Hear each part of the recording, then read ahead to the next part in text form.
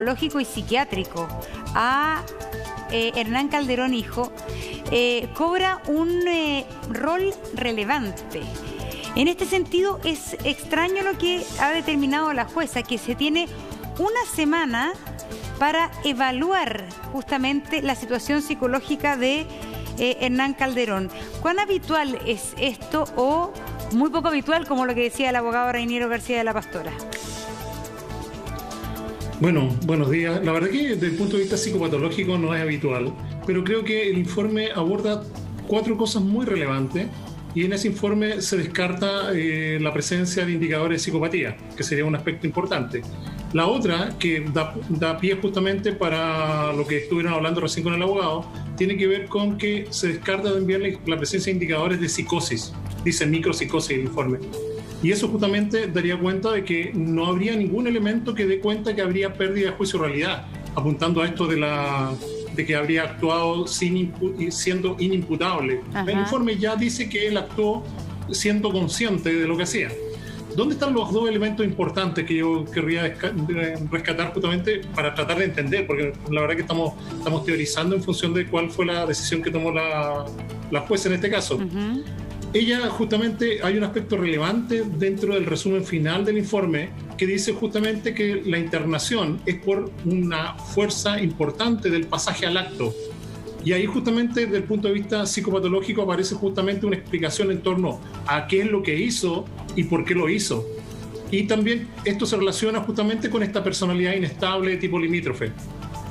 ¿Qué significa todo esto? En resumen y en forma simple, que sus emociones las actúa directamente, sin filtro. No tiene la capacidad justamente para mediatizar aquello que siente. Uh-huh. Y esas emociones están caracterizadas principalmente por emociones negativas. No sería ningún problema que fuera felicidad, alegría, sino que las emociones negativas salen directamente hacia afuera, sin filtro. Por eso hablan justamente de esta inestabilidad, de esta inmadurez emocional. Pero específicamente esta inestabilidad e inmadurez emocional está caracterizada por emociones que son negativas. Ira, miedo, celos, agresión. Y eso justamente es una bomba de tiempo.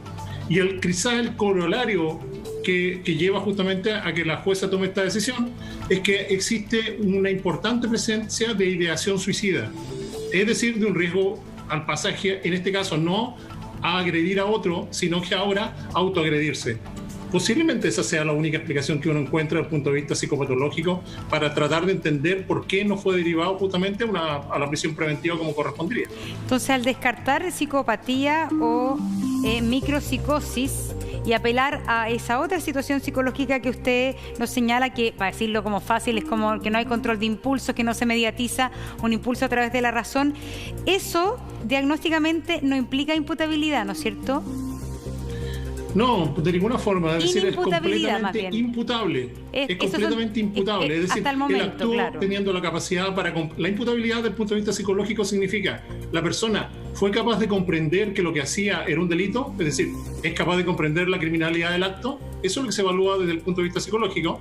Y la otra parte de la inimputabilidad sería, ¿es capaz de dirigir su conducta? Entonces, en este caso, aparentemente las 2 cosas estarían presentes. Por lo tanto, él era dueño de su conducta. Era capaz de darse cuenta que lo que estaba haciendo era un delito y era capaz de haber realizado otra cosa.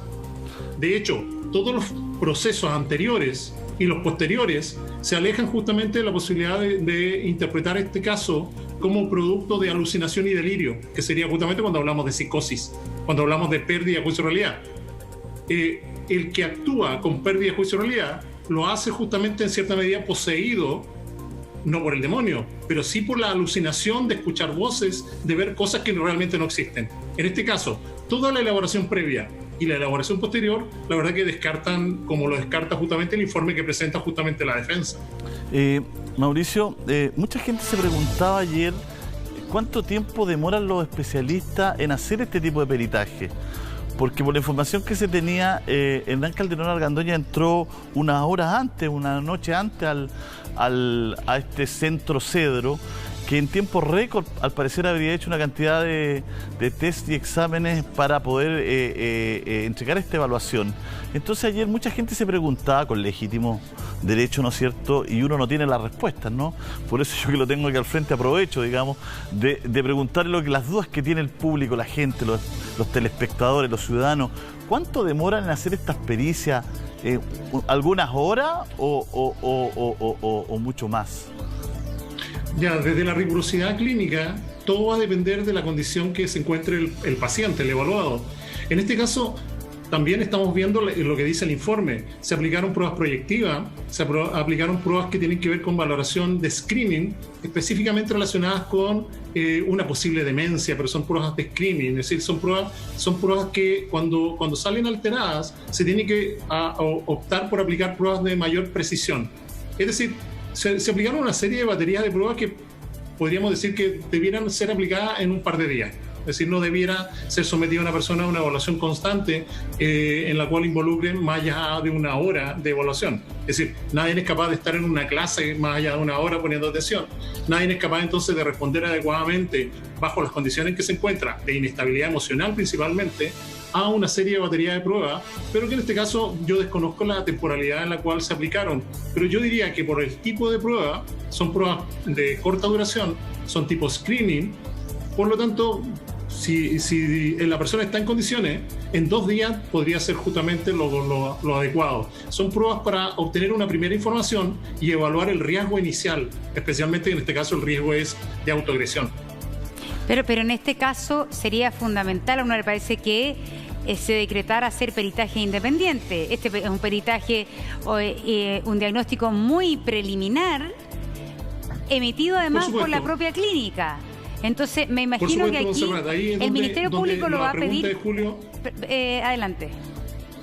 La pregunta de Julio ahí es donde cobra sentido, porque por ejemplo lo enviamos ahora al Servicio Médico Legal y el Servicio Médico Legal tiene una espera de 6 meses. Entonces ahí viene justamente la duda de la gente, ¿por qué el Servicio Médico Legal se demora 6 meses en realizar una pericia? O el Hospital Psiquiátrico, el Horvit, en relación a justamente su área forense, también le va a dar hora para 3 o 4 meses más. Entonces, es la gran demanda que tienen esos servicios, que son los servicios públicos que tienen que participar en esto. Es decir, si aquí va a haber una resolución, por ejemplo, en el caso que haya una inimputabilidad, yo les recuerdo el caso, por ejemplo, de Rodrigo Orias. El caso de Rodrigo Orias no solamente participó el Hospital Psiquiátrico, sino que participaron una serie de instituciones, las cuales en su momento también me tocó participar a mí, y no fue un examen el que se le hizo, sino que por lo menos lo evaluamos un par de semanas, lo estuvimos evaluando y entrevistándolo prácticamente todos los días, para que vean ustedes la importancia que tiene esto de la valoración. Pero eso es lo que genera que los organismos del Estado tienen una gran cantidad de demanda, y por eso es que la gente se extraña y dice, ¿cómo acá fue prácticamente automático?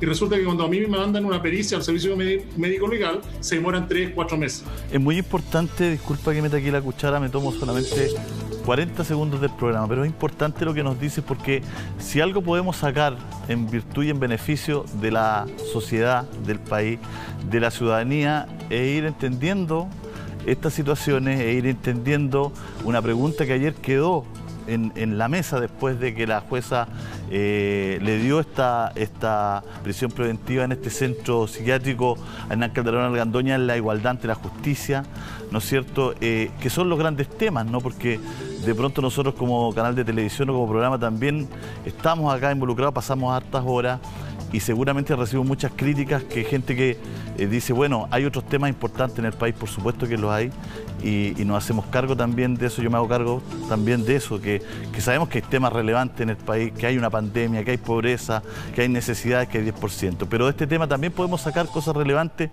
Por eso, Mauricio, te agradezco, porque tú nos vas dando datos que la gente no maneja o que los ciudadanos no manejamos, información relevante, ¿no es cierto?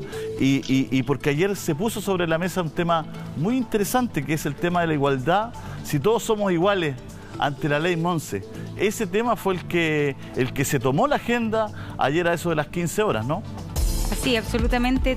Yo creo que todo el mundo le pareció, y por eso yo te preguntaba también, Mauricio, porque el mismo abogado de Hernán Calderón Papá dice que esto a él nunca le había pasado, que efectivamente con el informe de esta propia clínica, fuera la jueza la que determinara que esta prisión preventiva se iba a pasar en esta clínica y luego de una semana de evaluación en la clínica se iba a decidir. ¿Cuáles son también los propios organismos que tiene el Estado y el sistema penitenciario en Chile para que personas en la situación de Enano Calderón justamente pasen su prisión preventiva en las cárceles? Hay hospital, hay enfermería en la cárcel, también hay sectores psiquiátricos en la cárcel, pero ¿cómo se da eso justamente? Y en los casos que tú conoces, ¿cómo se ha operado en otras ocasiones la justicia? ¿Cómo ha operado la justicia en ocasiones anteriores? Bueno, lo que ya se ha planteado, es decir, aparece como extraño, y no quiero usar la palabra irregular, porque la facultad que tiene la jueza es de tomar las decisiones que garanticen la indemnidad, en este caso, del imputado. Recordemos que lo que se hace en el control de detención es verificar que la detención es legal, es decir, que la detención se realizó bajo lo que establece la ley, y por otra parte se formaliza. Y en ese contexto, entonces, el juez que está a cargo de esa decisión debe velar por la indemnidad, por la seguridad tanto de la sociedad como del imputado. En este caso, por eso yo vuelvo a insistir, a mí lo que más me llama la atención, tomando, si es que fue esa la racionalización que le llevó justamente a la jueza a tomar esta decisión, es que en el informe se destaca de manera muy relevante esta incapacidad de manejar el pasaje al acto. Es decir, el informe, si lo analizamos, dicho de manera simple, es muy probable una situación de autoagresión. Es la única explicación que yo encuentro justamente en este caso, considerando que ella venía de una internación psiquiátrica, de que hay un informe psiquiátrico que está realizado justamente a partir de los profesionales que lo estuvieron viendo los 4 o 5 días anteriores. Lo que llevaría justamente a esta sensación de arbitrariedad, pero que no le podemos decir arbitrariedad. La jueza tiene esa atribución. Desde el punto de vista legal, la jueza tiene esa atribución. Por lo tanto, haciendo ejecución de esa atribución, aun cuando no es normal, no es lo que se estila, dado que justamente en los servicios penitenciarios hay internación tanto por enfermedades biológicas como por enfermedades psiquiátricas. De hecho, es más, hay pabellones que son psiquiátricos al interior de los centros penitenciarios. Por lo tanto, claro, sigue siendo extraño, pero está dentro de sus facultades, y posiblemente la mejor forma de entender o tratar de comprender esto es la gran importancia que se le da justamente a este punto.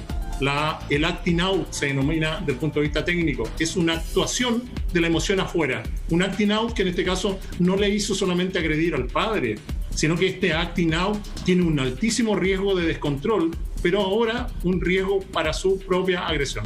Bueno, es un temor que ha presentado su madre, Raquel Argandoña, desde el inicio de toda esta situación. Personas que nos ayudan a interpretar entonces estos acontecimientos que involucran a la familia Calderón Argandoña. Bueno, Macarena Venegas está con nosotros, está José Antonio Villalobos, exfiscal, Mauricio Valdivia, psicólogo forense, que nos dio hartas luces de cómo entender justamente lo que es la imputabilidad, la inimputabilidad en relación a la situación psiquiátrica y psicológica de las personas. Y nuestro compañero Juan Pablo Queraltó, que tiene algunos datos importantes respecto a esto. Juan Pablo.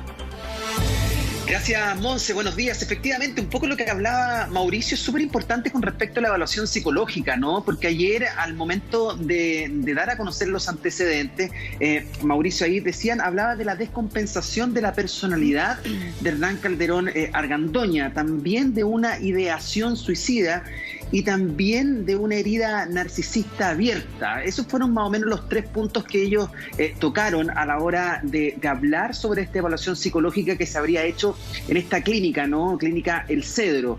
El día que él llega a la clínica, esa es una de las grandes incógnitas, Monse, Julio. Fue el día domingo en la madrugada. ¿Quién lleva a Hernán Calderón Argandoña a esta clínica? Si bien cercanos justamente a la mamá, ¿no? A Raquel Argandoña, han comentado que tampoco conocen o quién habría llevado a Hernán, que habría llegado solo. Al parecer sería una de las interrogantes. Eso es lo que prácticamente hoy día se desconoce.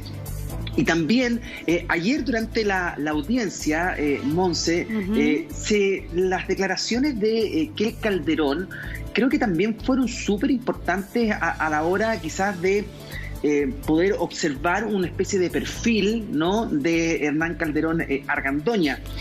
¿Por qué? Porque ella lo que comenta es que desde muy adolescente Hernán Calderón Argandoña empezó a interesarle la vida como de Rápido y Furioso, a tener armas, a tener manoplas, municiones. Incluso ella comenta en esta declaración que ingresó precisamente a un club de tiro y comenzó a configurar una personalidad de gángster. Esto lo dice ella textual en esta declaración que ayer se lee en este control, ¿no?, mostrando dinero y siempre zafando de problemas con la autoridad y por intervenciones de su padre. Dice además también que tiene una fijación con Pablo Escobar y también con el propio Chapo Guzmán.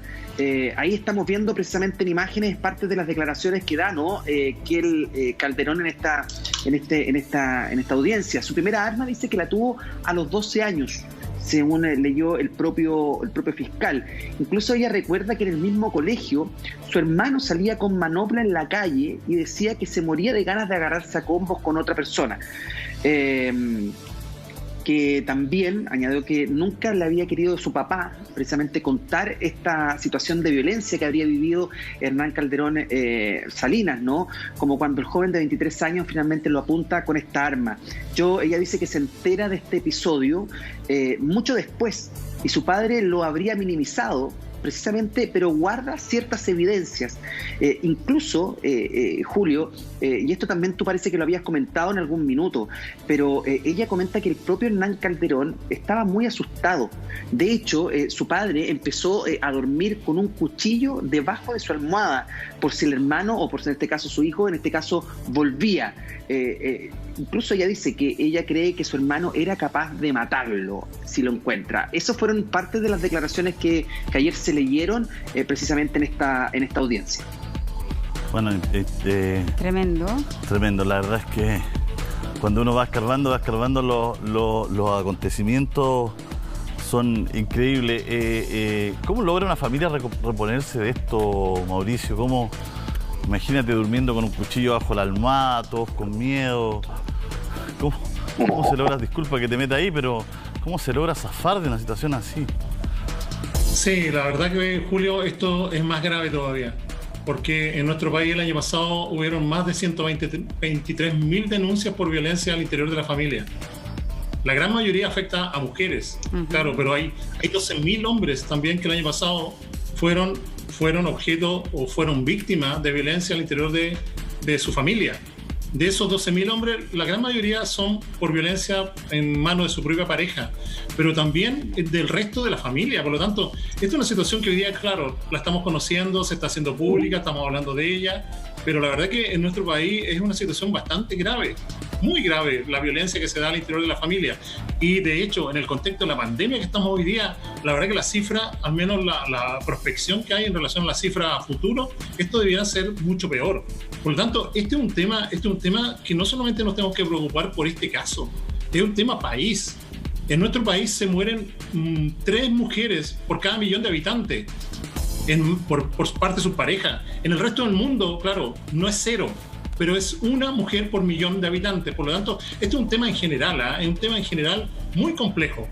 Entonces, ahora retomando la pregunta que tú me haces, Julio, claro, imagínate, si el miedo que genera justamente el delito va a producir consecuencias muchas veces graves, estrés postraumático en las víctimas.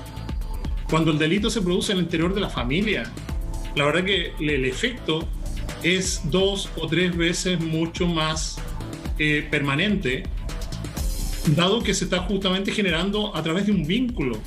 Imagínate la ambigüedad. Es mi hijo, lo quiero, lo voy a proteger siempre voy a estar preocupado de él, pero es mi hijo el que me agrede, y mi hijo me agrede de muerte. Por lo tanto, hay una desestructuración a nivel de la propia identidad que incluso va más allá de lo que podemos denominar patológico, sino que algo al interior de la persona, algo al interior de mi propia persona, de mi propia identidad, se muere también con eso. Es una pérdida de una parte mía, una parte en la cual estoy vinculado emocionalmente, afectivamente. Por lo tanto, esta ambigüedad, miedo, amor, es algo que va a generar mucho daño. En términos generales, cuando se produce justamente este tipo de agresión al interior de la familia, nosotros hablamos de asesinato psíquico. Es decir, aunque no se asesine a la persona desde el punto de vista biológico, algo en la identidad de esa persona se está perdiendo y se va a morir. Es decir, hay un asesinato, hay una pérdida, hay un desprendimiento. Por lo tanto, el daño va a ser mucho más permanente en el tiempo y desde el punto de vista psicoterapéutico cuesta mucho más recuperar a esa persona cuando ha sido objeto de una agresión al interior de la familia que cuando es objeto de una agresión por parte de un delincuente o un desconocido. Por muy grave que sea la agresión realizada por un delincuente o un desconocido en la calle, no va a vulnerar la propia identidad. Cuando es justamente un pedazo mío, porque eso es justamente los hijos, esos son para los padres, son un pedazo mío, va justamente a querer quitarme la vida, se produce justamente este concepto de asesinato psíquico. Por lo tanto, como me preguntaba, es algo muy grave, es algo que va a tener que pasar mucho tiempo para que se cierre este círculo. Es que, Mauricio, yo creo que a todos nos ha impresionado muchísimo el hecho que aquí haya un hijo que maltrata a un padre. Esos casos existen, los conocemos, pero son minoría respecto al maltrato de un padre hacia un hijo. De un hijo hombre que maltrata a un padre hombre. También dentro del mundo de la realidad del maltrato es menos frecuente.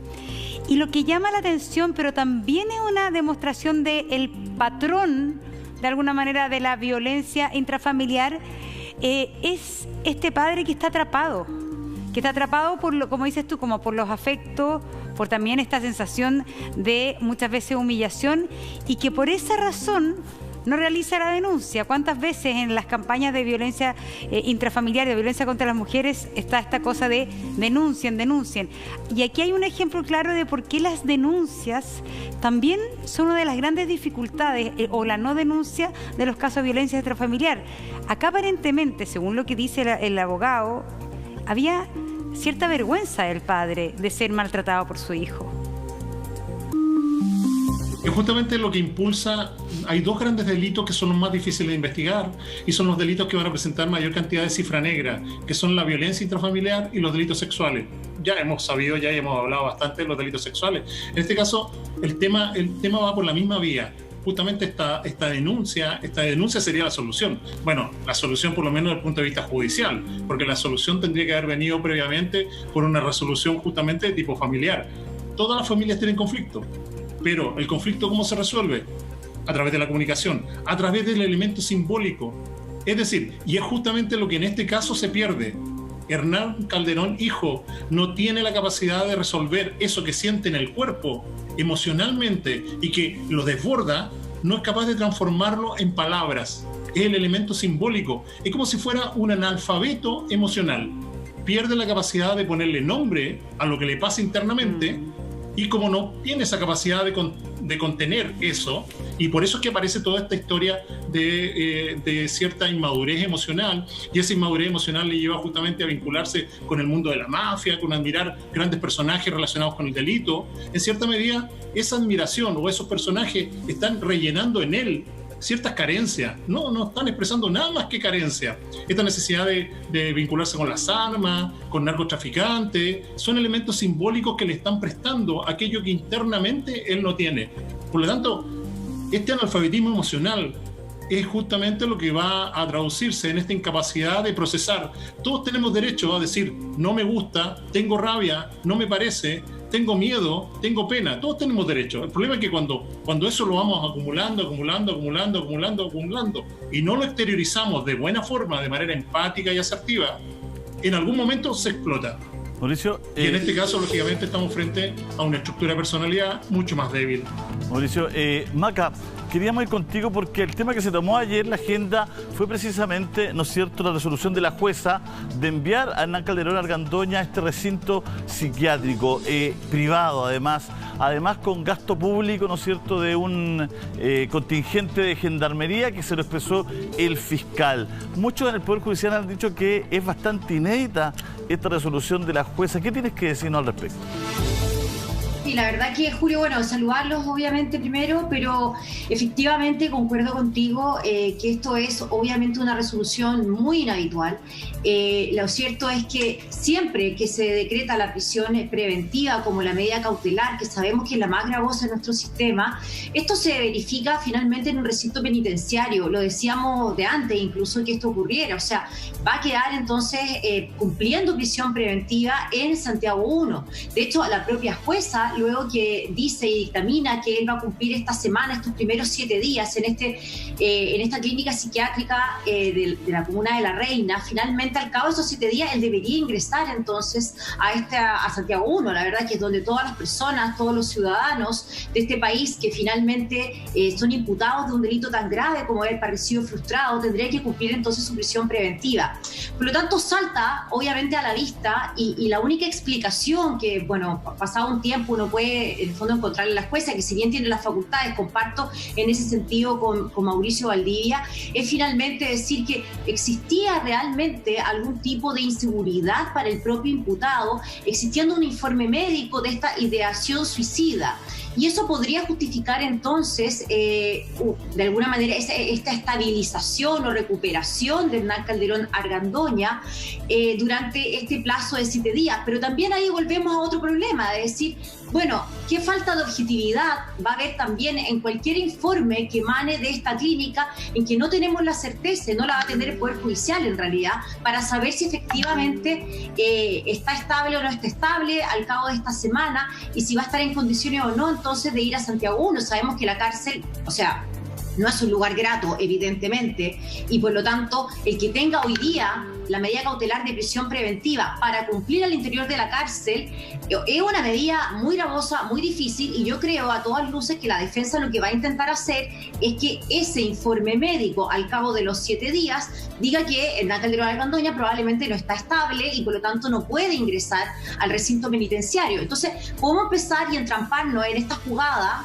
que se va a ver, no, yo la preveo, digamos, y que es probable que así sea, que entonces tengamos una persona que está imputada por delitos tan graves como el parricidio frustrado, pero que nunca quizás ingrese en el recinto penitenciario que le corresponde como cualquier otro ciudadano de la República, digamos. O sea, al final de cuentas el propio fiscal lo decía ayer en la audiencia cuando le hizo esta reposición de decir, bueno, se aceptan, ¿no es cierto?, los cargos que se estaban imputando, se acepta la medida cautelar más gravosa de prisión preventiva, pero respecto del lugar donde se va a cumplir esa medida, no es habitual para nada que se haga en un recinto, ¿no es cierto?, que sea en esta clínica psiquiátrica. Tiene que hacerse en el lugar donde lo pagan todos los ciudadanos, digamos, que cometen un ilícito. Es una señal que debiese ser contundente de parte del Poder Judicial. Entonces, quedan bastantes dudas y la única explicación es este informe psiquiátrico que emana de la misma clínica, el Cedro, de la comuna de La Reina, donde hoy se encuentra internado Hernán Calderón hijo.